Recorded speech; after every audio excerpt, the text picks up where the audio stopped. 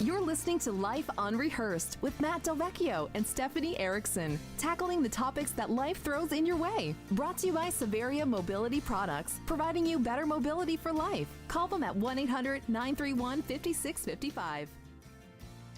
And good afternoon. Thank you for joining us. This is Life Unrehearsed, where we talk about the ins and outs of family life. It could be about yourselves, maybe about the parents or even the kids. We try to tackle these topics, and we want you to know you're not alone in all of this, because we try to bring on some guests and specialists to navigate you through it all. My name is Matt DelVecchio. I specialize in retirement home search and senior transition support. Normally, I would be here with my co-host, Stephanie Erickson. She's in her second and last week of vacations, enjoying some time with family in her hometown of California, actually. And she'll be back with us next week and getting lots of Facebook pics, and looks like she's having a good time. We're going to take advantage of this. I'm going solo today, and so we're going to use this theme as the Guy Show. And so we have two very interesting guests with guy-related material. In fact, on the second half of the show, we have a very prominent urologist, Dr. Taguchi, who's actually in studio with me today, and we're going to be talking about all issues related to prostate and prostate cancer and what we should be doing to help improve our health and well-being regarding to that very important topic related to a lot of men. And on the first half, we're in for a treat. I'd like to introduce you to a man who is calling in. We'll let him tell you where he's calling from, because it's an interesting story, but he's loved by many and perhaps despised by some. He has refereed more NHL games than any other referee in the NHL, by far. He's had a 30-year career, over 2,000 games, including 12 NHL Stanley Cup finals. So we're very proud to have on the Life Unrehearsed show, Mr. Kerry Fraser. Kerry, welcome to the show. Matt, it is a pleasure to call you from the Philadelphia Flyers skate zone here in Voorhees, New Jersey, their practice rink. I will be going as soon as we break away at 4:30 on the ice to referee Checking for Charity. It's an annual event, and they raise tons of money for the local community. And the two teams that made it to the finals, 900 players, Matt, played in this Checking for Charity tournament to raise money for underprivileged children. And in the finals, Justin Williams is his team versus Johnny Gaudreau, Johnny Hockey of the Calgary Flames. Justin signed a free agent contract with the Carolina Hurricanes, and so that's what I'm on tap for. It's going to be an incredible pace. I haven't skated in a while. Yeah, Kerry, can you keep up with the boys? Oh, boy, I've never had any problem keeping up with guys, so it looks promising. I'll let you know at the end of the game.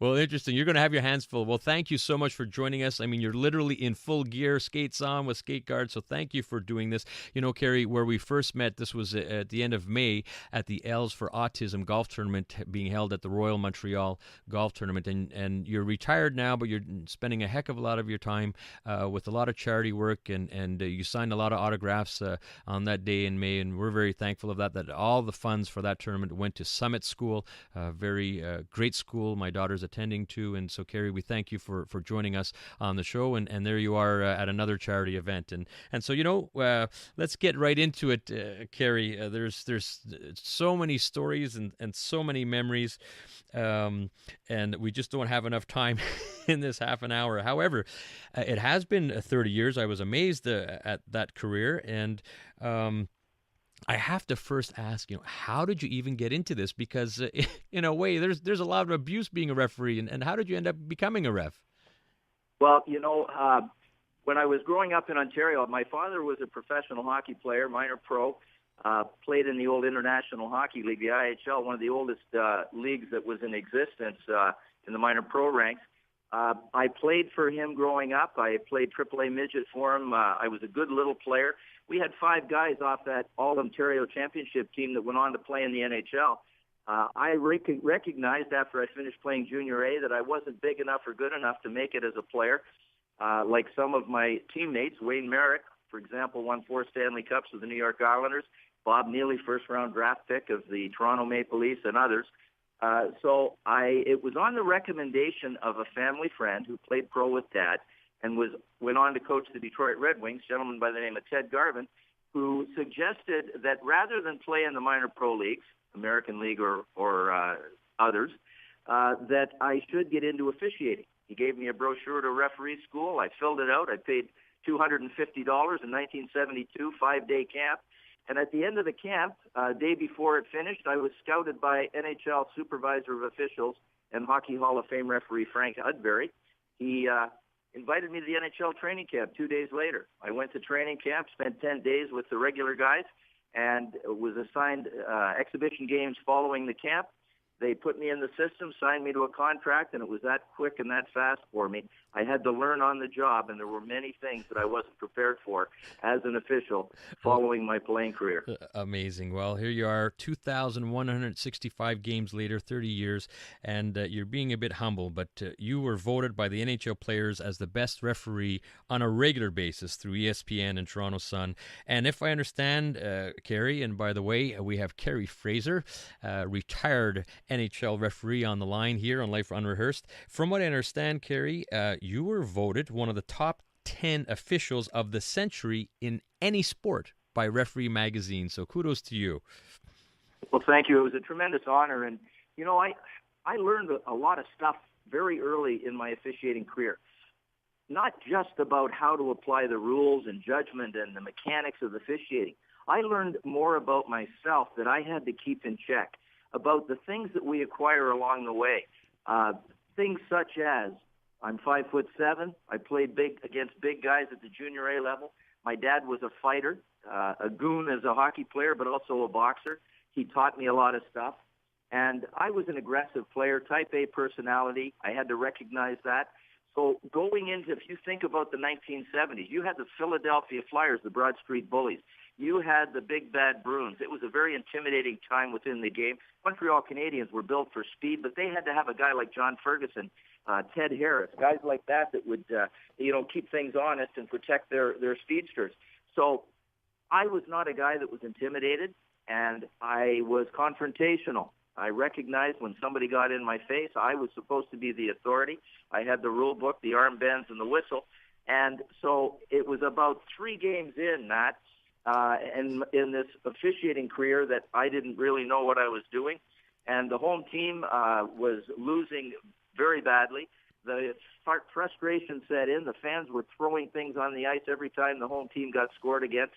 Players came up and they cursed at me, and I gave them a misconduct. I had them sitting 3 deep in the penalty box towards the end of the third period, and the coach sent his captain over to me, very respectfully. He said, "Mr. Referee, my coach wants to know if he can get a penalty for thinking."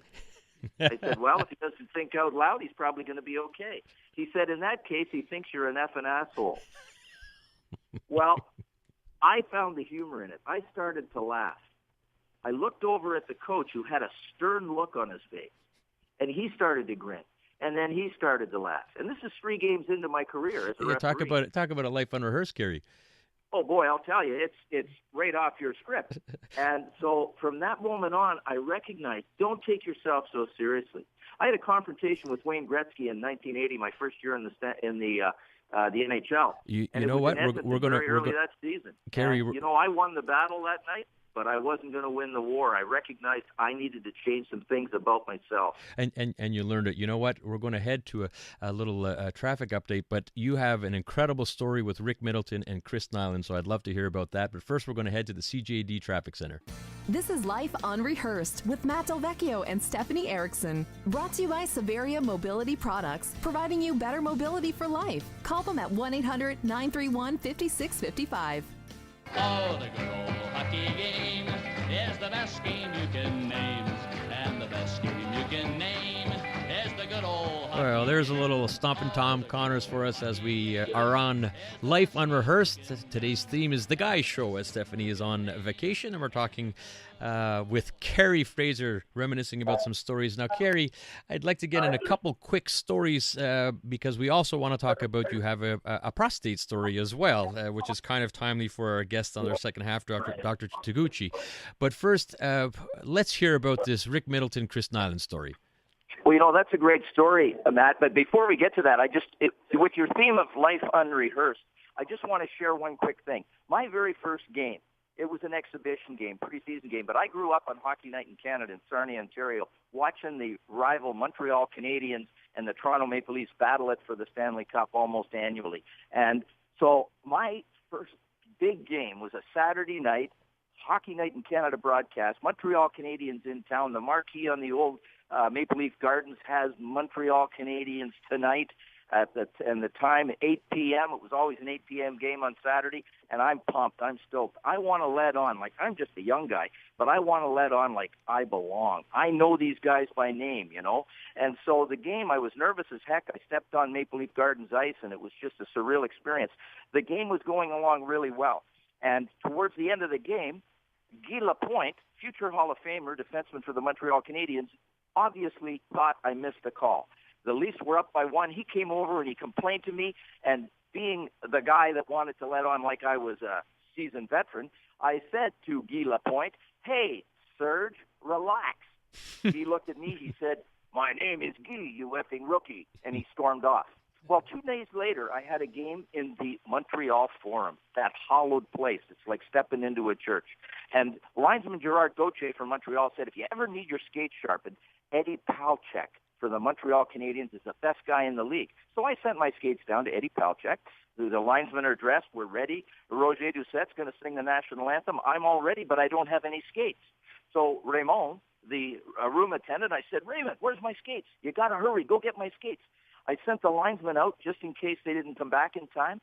And Raymond came running into the room with my skates. He said, "Oh, Mr. Fraser, they're so busy. I'm so sorry.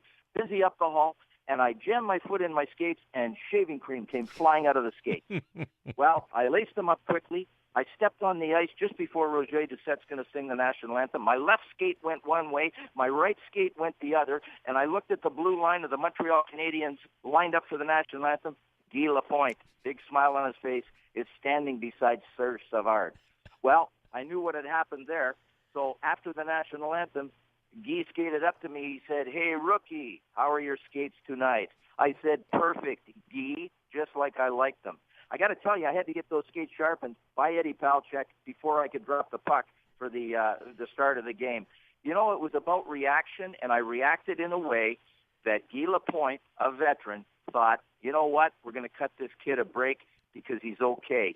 Had I taken a different approach and been angry, upset, or whatever, probably would have had to swim upstream with those guys for a long time. No kidding. Guy Lapointe, the jokester, and you earned your stripes in that game. Great story, Kerry. You're listening to Kerry. Though, Matt, you got to say, Knuckles Nyland, as you brought up the guy, I mean, he led the league in penalty minutes. He was a tough guy. He's one of my best buddies now. We do a radio show together every Monday on Off the Cuff with Chris Knuckles Nyland. But, boy, when he was playing, he couldn't stand me. I'd have to say that he hated me. And I kept a close eye on him because he was a 300 penalty minute guy. He could also score, fight, do it all. But my job was to keep things safe, keep things under the rules. Well, this game in the Boston Garden, Knuckles Nyland is on the ice with Rick Nifty Middleton. Nifty was just a scorer. It looked like a bad matchup for me. So as they were both going to the net on the attack, they collided. They fell to the ice just beside the net. I was on the opposite side of the ice, and the puck moved outside the blue line. Play started going the other way. But I looked over at Knuckles Nyland as he was getting off the ice, and my eyes met his, and more importantly, his eyes met mine. He saw I was looking at him. I tell you, I did a head fake. In the police terms, it would be called entrapment. I snapped my head to go up ice, and then I immediately snapped it back to look at Knuckles Nyland as he thought I wasn't looking, and he delivered a butt end right into the mouth of Nifty Middleton.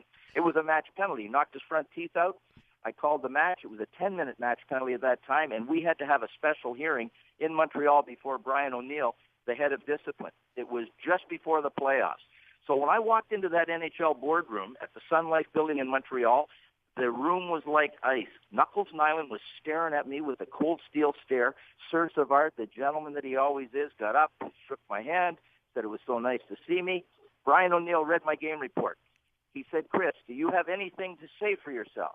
And Knuckles, in that Boston accent, very aggressively, said, "Yeah, Mr. O'Neill, I got something to say for myself." He said, "Referee Fraser here, he picks on me all the time. He calls more penalties on me than any other ref in the league. And just to prove my point, if he had been looking at what he should have been looking at, which was the puck going up the other way, he wouldn't have seen me butt end Middleton in the mouth. Well, you know what happened then. Brian O'Neill said, Chris, there isn't a referee that would be worth a pound of salt if he didn't watch you every second that you're on the ice, giving you reputation. Now, he invited them to see the replay. Both Serge and Knuckles declined the invitation to watch the replay. They had it on tape. Knucks got 8 games back then. That was huge. Absolutely. And that was close to playoff time, wasn't it? Just before the playoffs, he missed 8 games. And I'll tell you, he didn't think any more kindly of me after he got those 8 games. But you know what? As life turns things around, we were on a Boston Bruin alumni charity event through Ontario. And it was Terry O'Reilly and Ray Bork and a whole bunch of guys, Kenny Linsman, and Knuckles was on the thing. And I was the referee, the celebrity ref, and we rode the bus together. We started telling stories. We bonded. We became friends. And I got to tell you, I love the man. He is a great guy. He's overcome a lot of hardship. And we're the best of friends. And he is an amazing man and a real contributor here in the Montreal scene. And as you see, a show on every Monday on TSN 690. This is Life Unrehearsed. You're listening to Kerry Fraser, the famous NHL referee. Kerry, thank you for joining us. You're in full gear, about to referee a pretty prestigious charity tournament. We're quickly running out of time here. However, as I mentioned before at the front, we have a very prominent urologist, Dr. Taguchi, that will be with us after the news. And however, when you and I were talking, he said, Matt, I got a prostate story. So there you go. Go for it. Matt, it'll be quick. I got to tell you, this is embarrassing, listeners, but I'm a guy that's going to put it out there. I got to tell you, I left the ice just before my 58th birthday. At 50 years old, Hartford Whalers were still in the league, and I lived down in South New Jersey. I'd drive to the game in Hartford. I'd have a beer and a coffee and a sandwich in the dressing room after the game, and then I'd drive home. Well, I found out that there's certain irritants that cause prostate. If you have a prostate problem, there's certain irritants. Alcohol and coffee are 2 of the worst. Well, as I'm driving, I'm 10 minutes outside of the city of Hartford, and all of a sudden I had this horrendous urge to urinate. I had to go to the bathroom so bad. I was toe tapping. I was breaking into a sweat. I was looking for a pull off. Well, this is the embarrassing part. I peed my pants. I had my suit on. Awful. It was the first time this had ever happened. So I pulled off. I had my sweatsuit in the car. I changed my clothes. I came home, told my wife, Kathy, how embarrassed I was.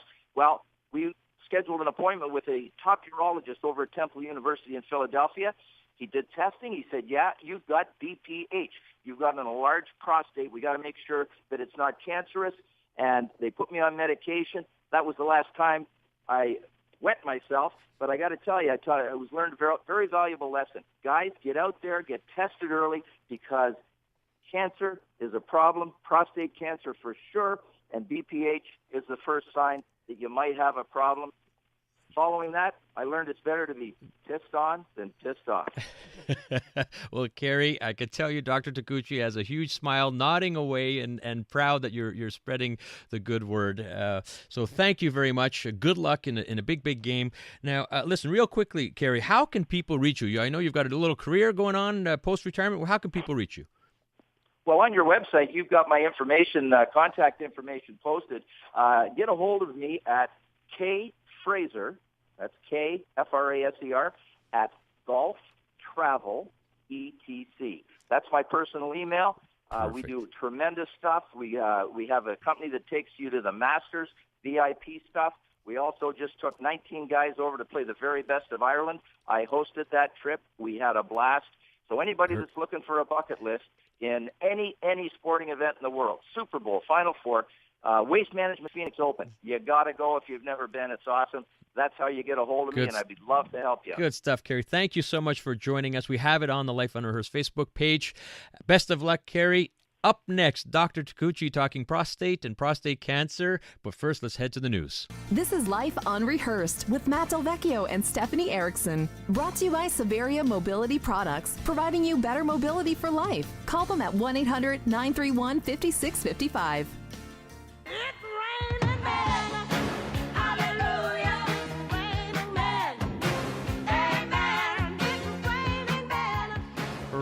men. Welcome to Life Unrehearsed on a beautiful Sunday afternoon. Stephanie Erickson is on vacation today, so we took the liberty, as I'm flying solo, to call this one The Guy Show. And my name is Matt DelVecchio. I specialize in free retirement home search and senior transition support. And this is Life Unrehearsed, where we talk about the ins and outs of family life, and specifically some of the guy lives here. We are very, very privileged to have as our next guest Dr. Yosh Taguchi, renowned urologist at the Royal Vic, professor at McGill University, and who's recently retired at the ripe old age of 83 years, young and going strong. He has literally seen it all in his time and very well respected in the community. Dr. Yosh Taguchi, welcome to the show. Thank you, Matt. So happy to have you. Prostate is such an important issue, becoming even more important when in the media, and you hear about Movember. But first, I want to start with yourself. Recently retired, 83. Let's go way back. When did you first start, and how many years have you been doing this?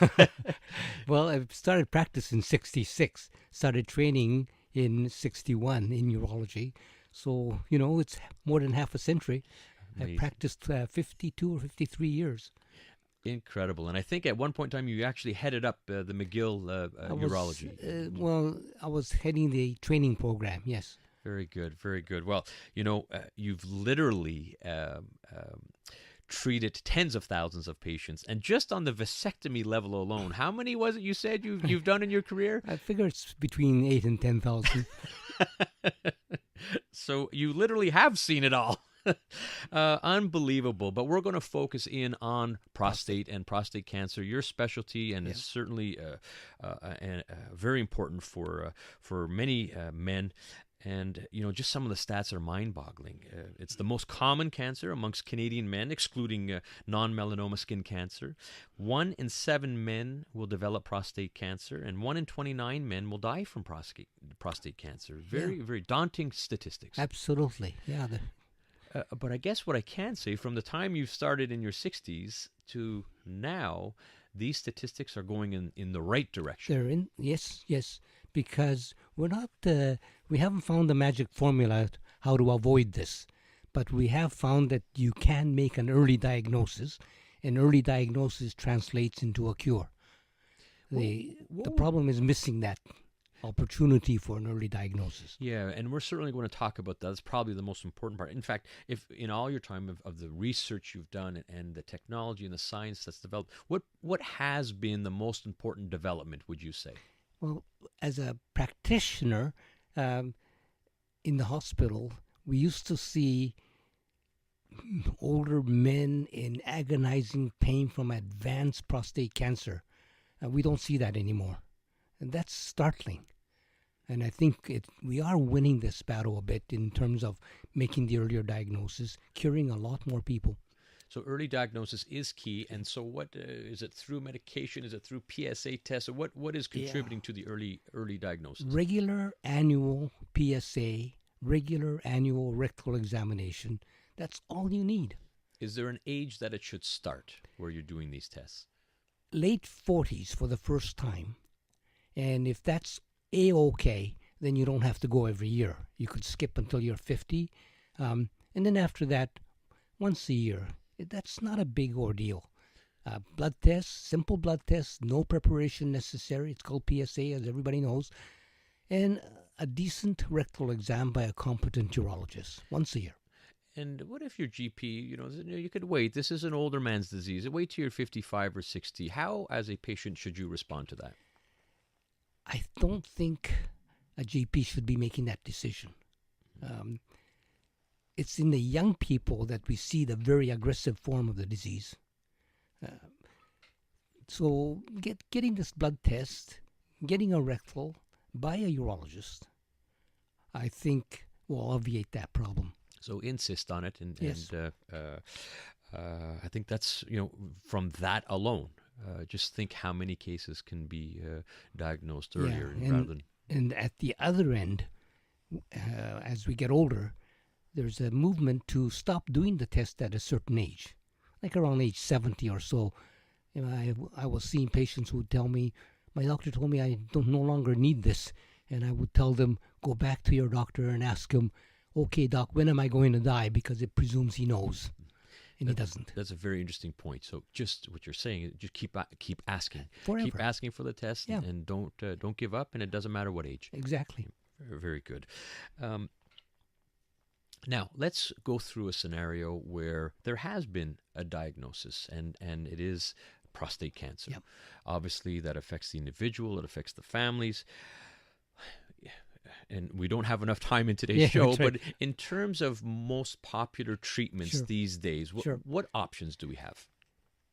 If we have it early, first of all, it's not one disease. There's a relatively benign form, there's a medium stage or medium grade, and a very aggressive form. We know this from the microscopic appearance on the biopsy. So if it's a low grade and less than half the biopsies are positive, we would advise doing nothing but to follow. And about 30% may progress, 70% will not progress. You're listening to Life Unrehearsed, and this is Dr. Yosh Taguchi. We're talking prostate and prostate cancer. So you're seeing that, Yeah. and then now... If you're now seeing a medium grade cancer or an aggressive cancer, but it's still confined to the prostate, you can be cured with surgery. It's the best option for a cure, although radiotherapy is not a bad second. And as most people know, the surgery can be robotic or the old-fashioned way. That doesn't seem to make a whole lot of difference in terms of cure rates. So just on that point, with technology, robotic therapy is becoming more and more popular, perhaps more accurate, but you were saying beforehand that if you have a urologist that has been doing it and understands it and has had 400, 500, 600 under their belt, that might even be the better solution. That's correct. If I had a surgeon that needed, or if I had the problem and needed surgery and I was younger, if the guy has done 500, I would happily place my body in his hands. Yeah. And yet I think it's only fair to say that obviously robotic surgery will become more and more popular, yes, easier to for sure. teach surgeons, Yes. and Yes. also, Easier on the patient, easier on the doctor. interesting, also a lot more expensive. Yes, unfortunately that is true. But radiotherapy as an option is not a bad second. You know, if a person is not fit for surgery, perhaps a bit older, it should not be viewed as I had to settle on radiotherapy because of this or because of that. You know, for many people, it might be the first Might be option. the right solution. Well, tell you what, we're going to talk about a couple more treatments. We also have another person on the line that has gone through surgery, and we're going to hear from him about Sure. his experience with it. But first, we're going to head to the CJD Traffic Center for a traffic update. This is Life Unrehearsed with Matt DelVecchio and Stephanie Erickson. Brought to you by Severia Mobility Products, providing you better mobility for life. Call them at 1-800-931-5655.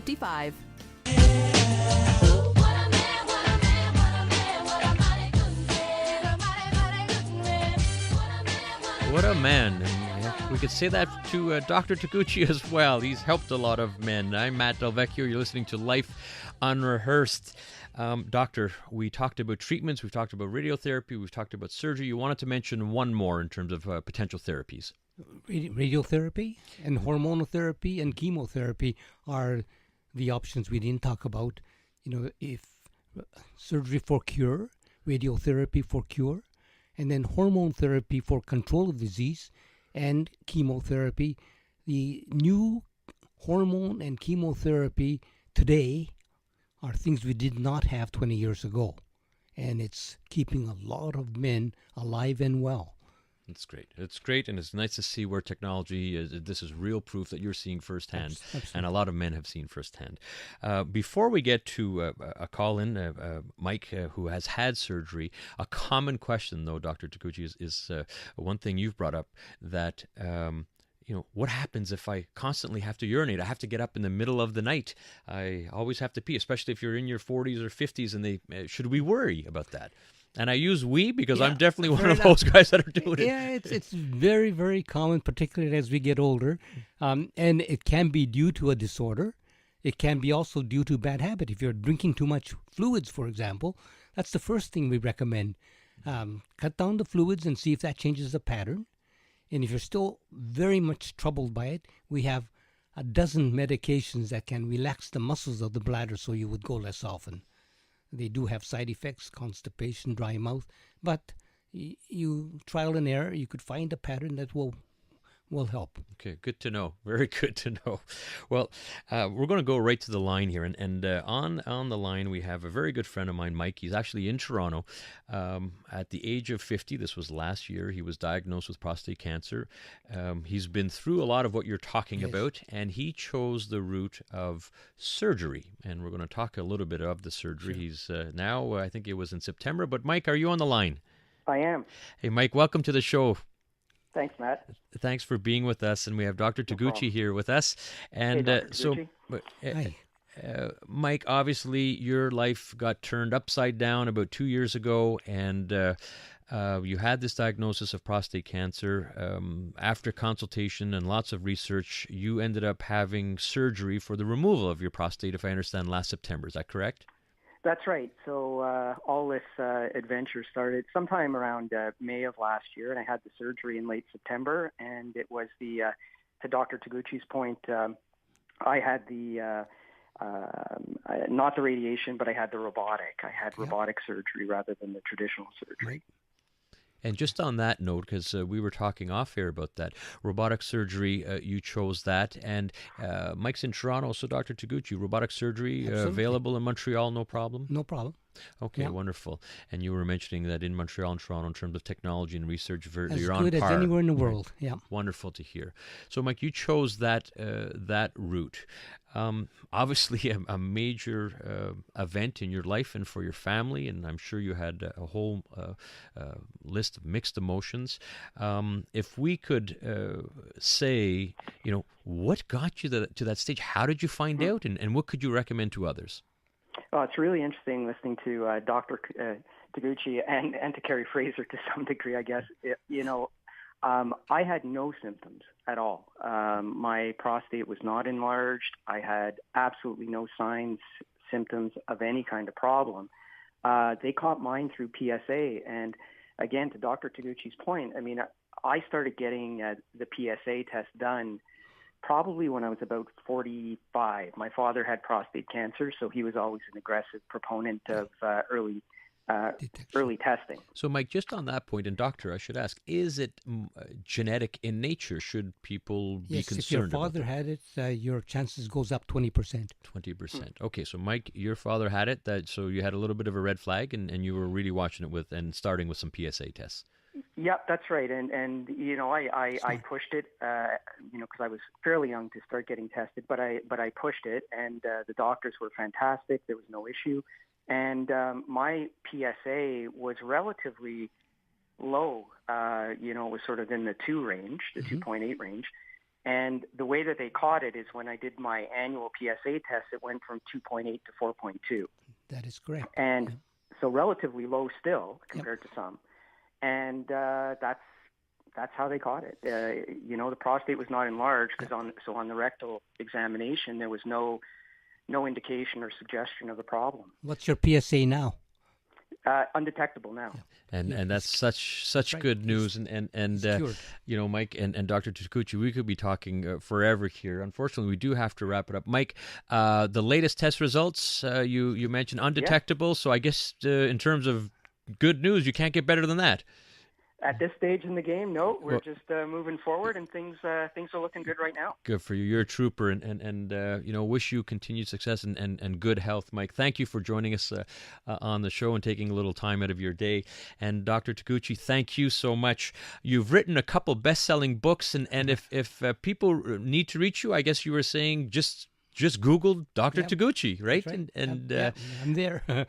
Wonderful. And you've got a 4th book in the works. We'll throw that as a little bit of a teaser and a little semi-autobiography, I think you were saying? Yeah, my 3rd book was semi-autobiography. Oh, 3rd one. Okay. All right. And the 4th one? It's on aging. Aging. Okay, wonderful. Well, thank you so much. So informative. I'm sure. Thank you for inviting me, Matt. It was fun. Our pleasure. And thank you for listening to Life Unrehearsed. Next week, please join us. We have Myra Guberovich, author of Survivors of the Holocaust, How Aging and Caregiving Impact This Population and Seniors. And back by popular demand, we'll have Corey Sirota-Frankel, who is a grief specialist. This time, we're going to be talking about grief regarding to the family pet. And we've done a couple shows on pets and grief, and this one should be quite interesting. Thank you for listening. You can catch us every Sunday live here on CJAD from 4 to 5. Let's head to news shortly.